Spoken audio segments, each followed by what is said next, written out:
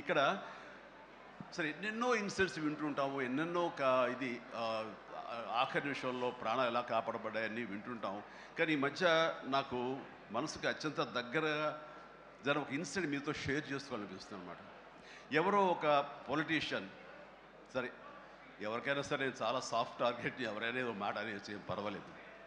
అలాగా ఒక పొలిటీషియన్ నన్ను అకారణంగా, నేను ఇప్పుడు పాలిటిక్స్ చాలా దూరంగా ఉన్నా సరే నా గురించి ఏదో అవాకులు చవాకులు ఆయన పేలినప్పుడు ఆయన మరొక చోటకి ఏదో ఒక ముంపు ప్రాంతానికి ఆయన వెళ్ళటం జరిగింది. అక్కడ ఒక స్త్రీ, ఒక ప్రౌఢ ఆవిడ అది మిడిల్ ఏజ్ ఉంటుందేమో, మిడిల్ ఏజ్ ఆవిడ తను పట్టుకుని నానా మాటలు తిడుతుంటే, నీకు ఎలా మనసు వచ్చింది చిరంజీవిని అనటానికి, అది అది అని తిడుతుంటే నాకు అనిపించింది మామూలుగా మన మాస్ ఫ్యాన్ కదా ఆవిడ, చాలా గౌరవప్రదమైన కుటుంబంలో ఉన్నటువంటి మనిషిలాగా అనిపించింది గృహిణి. ఆవిడ ఎందుకు అంత ఇదిగా మాట్లాడుతుంది, ఆవిడెవరు, ఆవిడ చూస్తుంటే మామూలుగా సినిమా ఫ్యాన్ లాగానో చిరంజీవికి వీరాభిమానంగానో కాదు, ఏదో ఇంకేదో ఉందంటూ నాకు అనిపించి ఆవిడ గురించి తెలుసుకోవాలని మన జర్నలిస్ట్ సోదరు ఎవరినో పంపించి తెలుసుకోవాలంటే వాళ్ళు చేసినటువంటి ఇంటర్వ్యూలో విజువల్స్ నాకు చూపించారు. ఏంటమ్మా అంత ఇదిగా, ఆయనకి వీరాభిమానం అంటే అభిమానం సినిమాభిమానం కాదయ్యా, ఆయన వ్యక్తిత్వానికి అభిమానం అంటే చెప్పినప్పుడు నా మనసు టచ్ అయింది.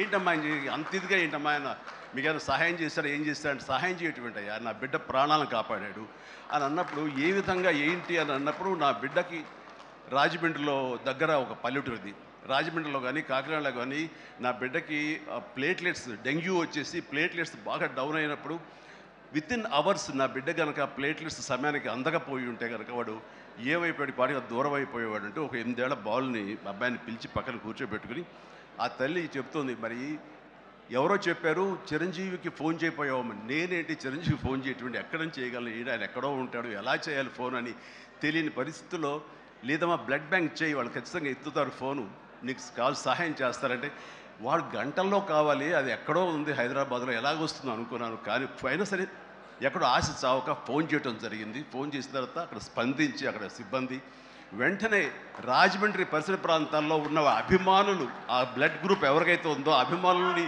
వెంటనే పంపించేయడం ఏంటి, అవర్స్లో వాళ్ళు హాస్పిటల్కి, నియరెస్ట్ హాస్పిటల్కి వెళ్ళి బ్లడ్ ఇవ్వటం ఏంటి, దాని నుంచి ప్లేట్లెట్స్ వేరు చేయటువంటి, ఆ బిడ్డకి ఎక్కించడం ఏంటి, తెల్లారిసరికి ఆ బిడ్డ మళ్ళీ తిరిగి ఎంతో ప్రాణాలతో బతికాడు. ఇది ఈడనేవాడు. ఆయన కనుక సమయానికి చేయకపోయి ఉంటే నా బిడ్డ ఏమైపోయాడు. అలాంటి మనుషుల ఈ తుచ్చులు నీచులు కలిసిందని మాట్లాడతారు. వాడిని నాకు సరిపోలేదు, దగ్గరికి వెళ్ళి ఉంటే ఏమి చేసేదాన్ని అని చెప్పేసి అప్పుడు అంటుంటే చాలామంది అంటారు, ఎవరిని మిమ్మల్ని ఇలా అటాక్ చేస్తుంటారు సోషల్ మీడియాలో మాట్లాడుతుంటారు, మీరేం మాట్లాడరు ఏంటని. నాకు నేను చేసినటువంటి మంచి కార్యక్రమాలు, నేను పొందినటువంటి ప్రేమ అభిమానం, ఇదే నాకు రక్షణ కవచం. నేను మాట్లాడక్కర్లా, నేను చేసుకున్న మంచి ఏం మాట్లాడుతున్నట్టు నేను అలాగ అంటుంటాను, ఇది సత్యం. సో ఆ తర్వాత మళ్ళీ ఆ సదరు రాజకీయ నాయకుడు మళ్ళీ ఎక్కడా మాట్లాడేది నాకైతే వినపడలేదు. అంటే వాళ్ళకు కూడా మనసు ఉంటుంది కదా, వాళ్ళకి ఒక అంతరాత్మ ఉంటుంది కదా, వాళ్ళకి తెలుసు. ఇంటికి వెళ్ళేసరికి ఆయన అంతరాత్మ చెప్పబోయిన ఇంట్లో వైఫ్ అని చెప్పుద్ది, ఏంటి చెప్పు నోరు అని. సో ఇలా ఉంటుంది అన్నట్టు వాళ్ళ ఇది. సో మనం మాట్లాడక్కర్లేదు, మనం చేసుకుంటూ వెళ్ళిపోతూ ఉంటే కనుక ఎవరైతే ఇలాంటి రాతలు కానీ చేతలు కానీ మాటలు అంటారో వాళ్ళకి అదే సమాధానం. అందుకని నేను ఎప్పుడు దేనికి స్పందించను, అవసరం నాకు లేదు.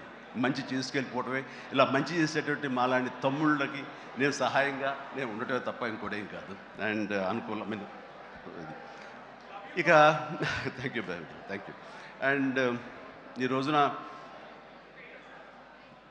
ఎక్కడ ఇతర దేశాల్లో నా అభిమానులు కూడాను నా మాటని స్ఫూర్తిగా తీసుకుని ఆయా ప్రాంతాల్లో వాళ్ళు బ్లడ్ డొనేషన్స్ చేస్తూ ఈ రోజున నా పేరు, నాకు మంచి పేరు, మరింత మంచి పేరు వచ్చేలాగా నేను గర్వపడే విధంగా వాళ్ళు చేసేటువంటి బెడ్ డ్రైవ్స్కి వాళ్ళు ఎక్కడో సరే, ఏ ప్రాంతంలో ఉన్నా సరే, ప్రతి ఒక్కరికి నేను ఎప్పుడు కృతజ్ఞతతోటి నేను నా మనస్ఫూర్తిగా నా అభినందనలు తెలియజేస్తూ ఉంటాను. నాకు ఈ అవకాశం ఇచ్చారు ఇక్కడికి రావడానికి, మా బ్రదర్కి. ఆయన చేసిన కార్యక్రమాలు ఎన్నెన్నో చూస్తూనే ఉన్నాము. అండ్ దానికి ధీటుగా ఎవరు నిలబడలేరు. అలాగే నిరంతరంగా వాళ్ళ నాన్నగారికి నివాళులు అర్పించే విధంగా ఇది సెంటనరీ ఇయర్. సో 100 సంవత్సరాల ఇది ఆయనకి నివాళులు అర్పించేలాగా ఆయన గర్వపడి కొడుకుని చూసుకుని ఎక్కడో సరే గర్వపడే స్థాయికి ఆయన సహాయ కార్యక్రమాలు చేయటం అన్నది ఆయనకి ఇచ్చేటువంటి గొప్ప నివాళి. అండ్ ఈ సందర్భంగా మా బ్రదర్ అని నేను మనస్ఫూర్తిగా అభినందిస్తున్నాను. అండ్ ఇలాంటి కార్యక్రమాలు ఎప్పుడు చేసినా సరే నన్ను పిలవండి, మీకు అందుబాటులో ఉంటాను, అందరూ కలిసి చేద్దాం. అండ్ ఫ్యూచర్లో మీరు ఎక్కడ ఏం చేసినా సరే మంచి కార్యక్రమాలు నాకు అవకాశం ఇవ్వండి, మీతోనే ఉంటాను. And thank you everybody. నమస్తే, థ్యాంక్ యూ. అంకుల్ డాడీకి మీరు సర్టిఫికేట్ ఇస్తారా? ఆయన డొనేట్